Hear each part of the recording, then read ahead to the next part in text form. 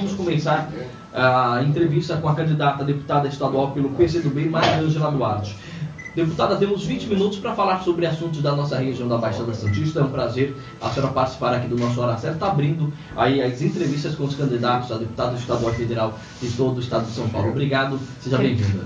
Carlinhos, a todos os que produzem esse programa, eu quero, em primeiro lugar, parabenizar a Rádio Cacique, a você e ao seu programa, A Hora Certa, pela abertura a que os candidatos apresentem as suas propostas. Eu tenho para mim que quando as pessoas ouvem o candidato ou veem um candidato, eles em pouco tempo têm sensibilidade para perceber, pelo tom da voz ou pela fisionomia, se a pessoa é verdadeira ou não.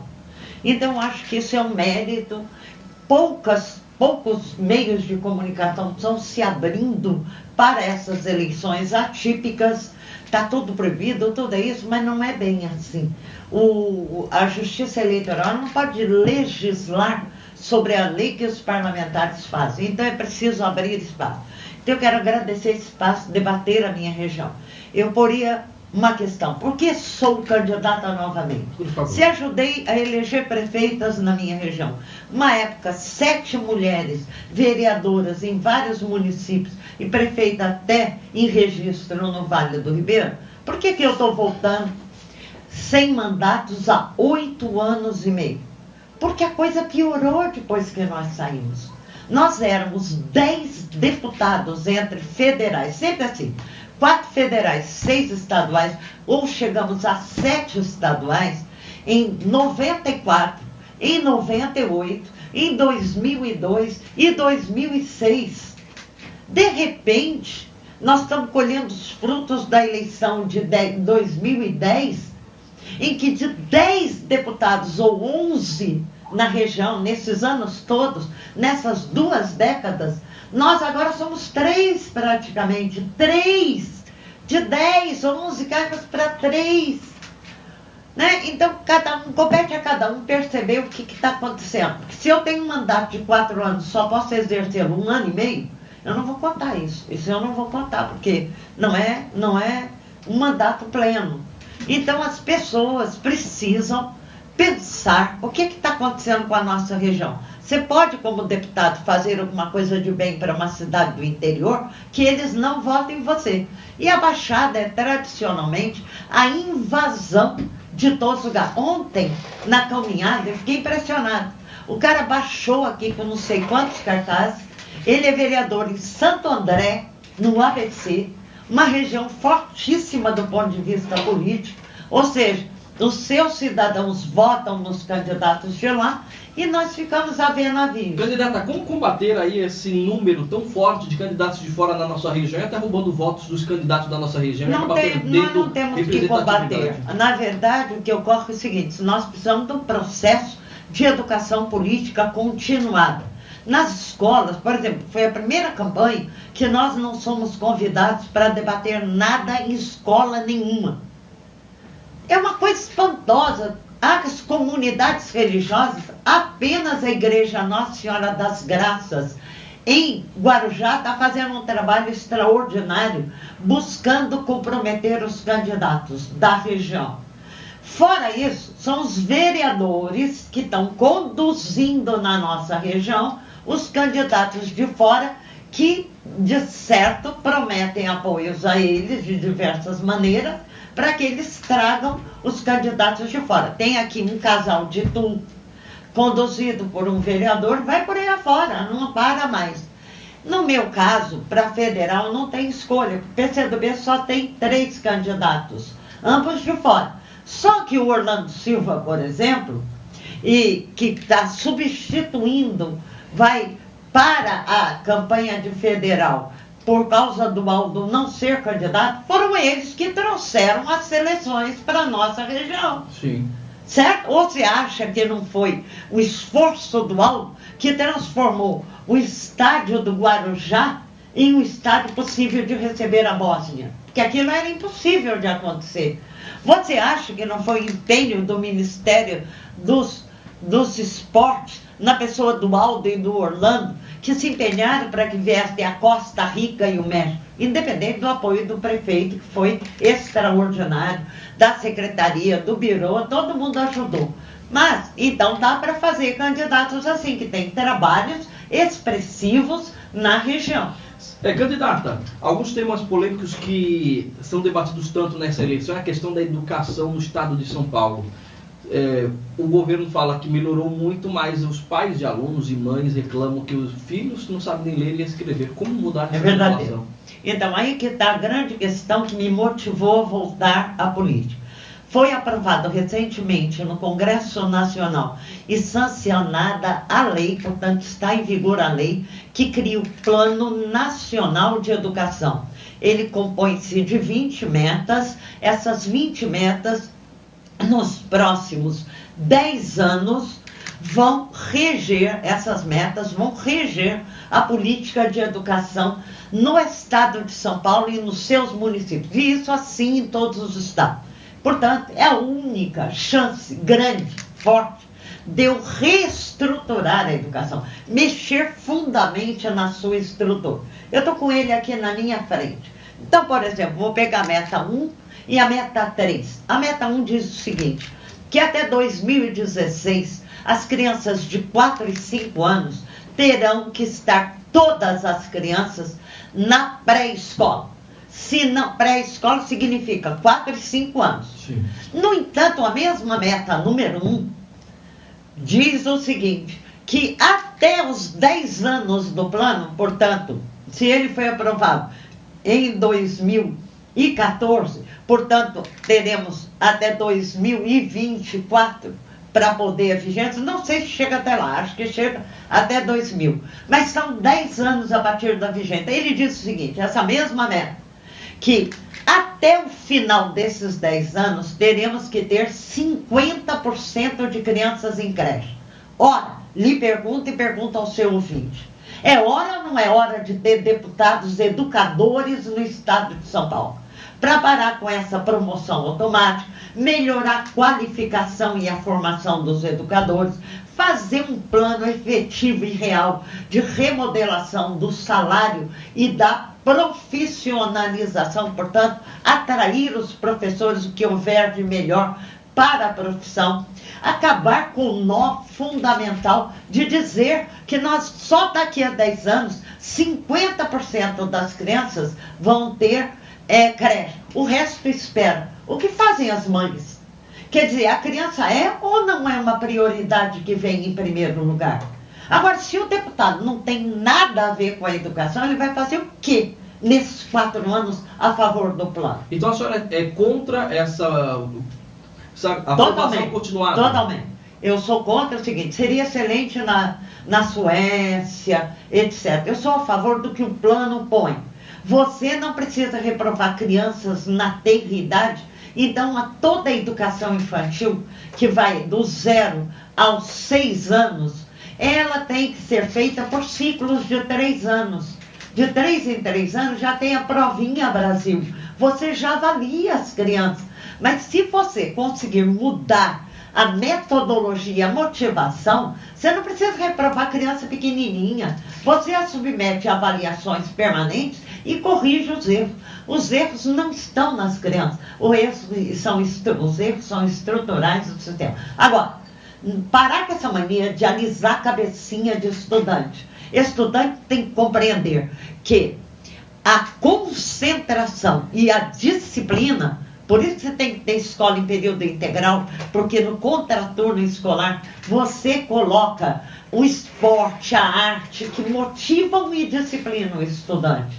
Então, se eu tiver, veja bem, até abril deste ano, a nossa região só tinha 5 escolas de ensino médio, que é do adolescente, a hora mais difícil da vida do ser humano, que se ele não tiver uma boa formação, se não cuidar dele, ele descaminha com maior rapidez. Então, veja bem esse pessoal, é o maior nó da educação no Brasil, está no ensino médio. O ensino médio é responsabilidade do Estado. Agora você pega uma escola, vou dar um exemplo de como é possível concretizar as coisas.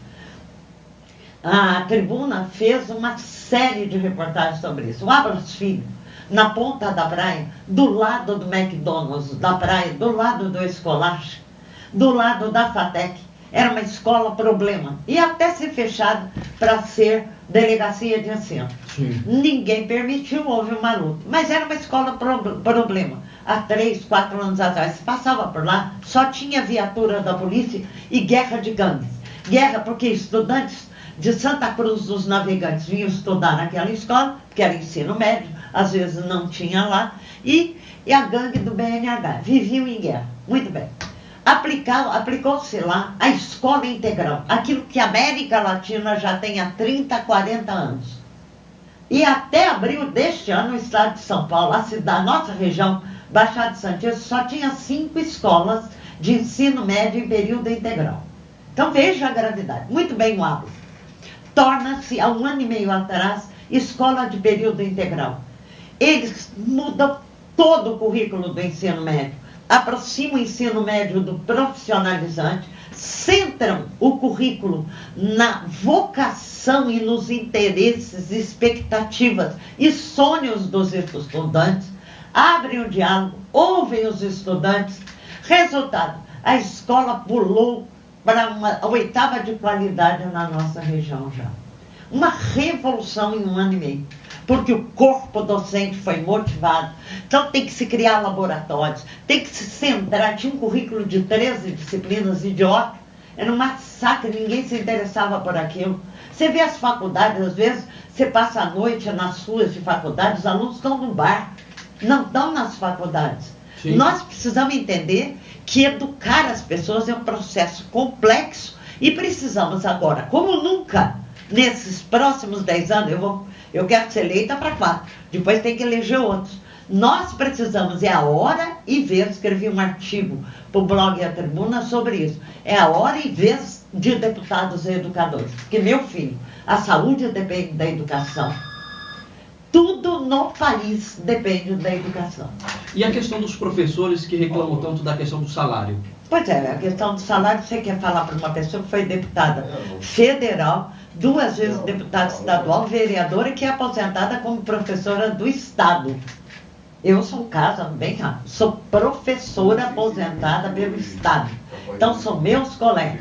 O que aconteceu é que o último governador que investiu na educação foi um Montoro, muito antes de vir o Maluf. Quando entrou o Maluf, acabou a educação no Estado e todos os seguintes fizeram a mesma coisa.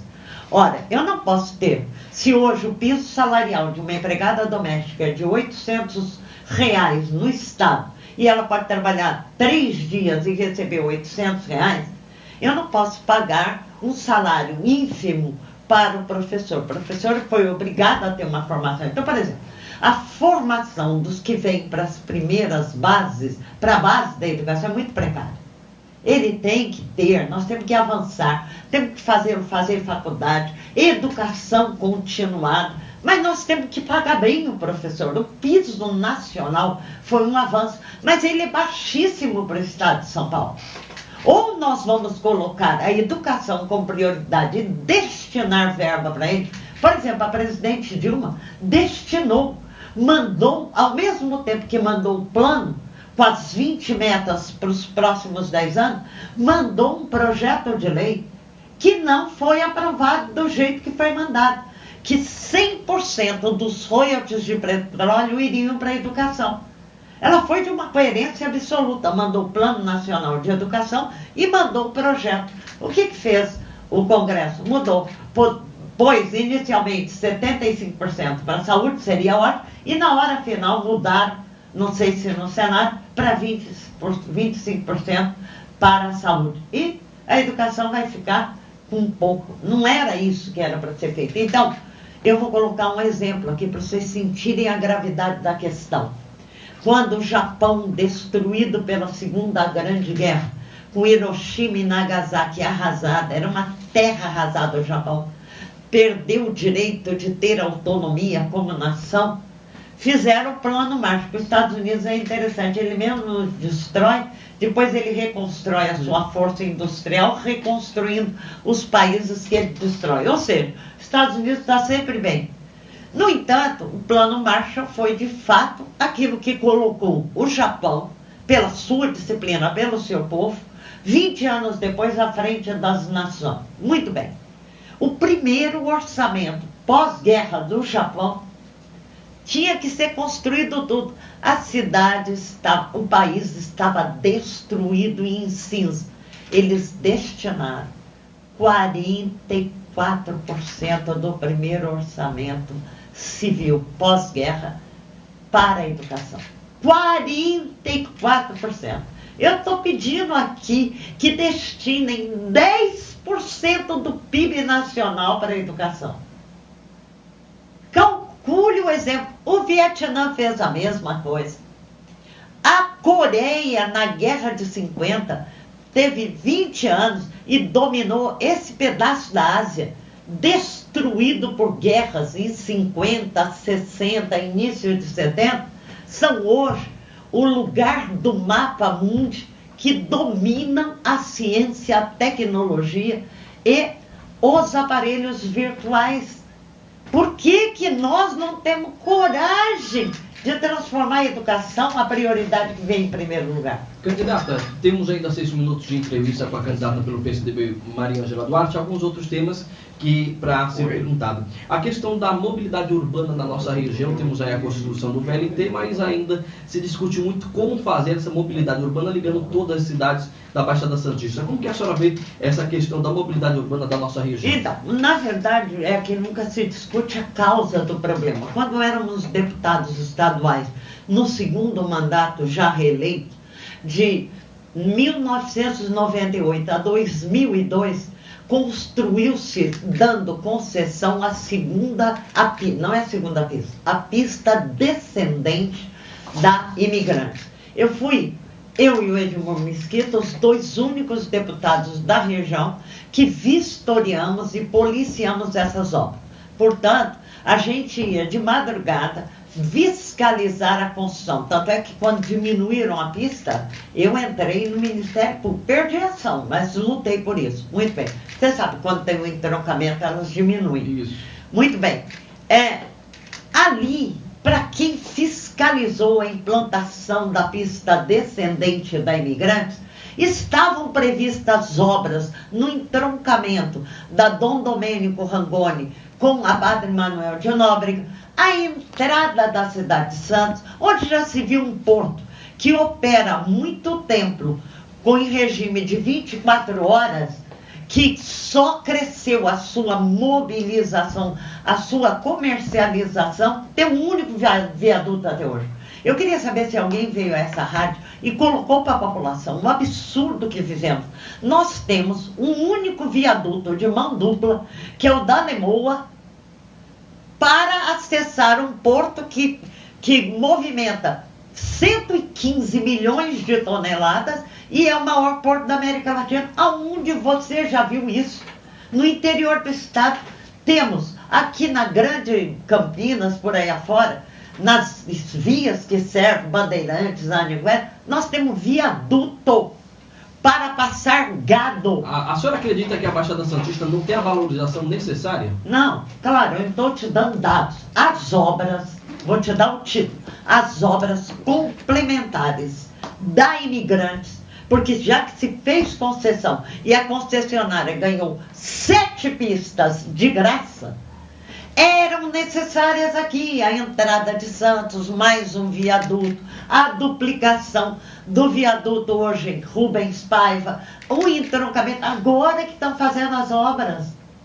Nós ficamos estrangulados. Como é que eu posso ter um único viaduto? A questão da mobilidade aqui passa por isso.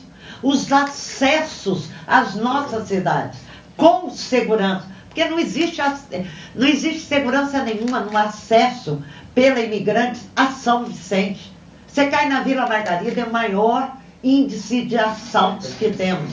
Você tem que tomar cuidado com os acessos. Agora que estão fazendo as obras, isso demandaria depois o VLT, é importante, mas não é a única. Nós temos que fazer o hidroviário agora, depois de 20 anos, que estão colocando no programa um estudo hidroviário Como é que fica o pessoal do Guarujá ilhado por pedágio?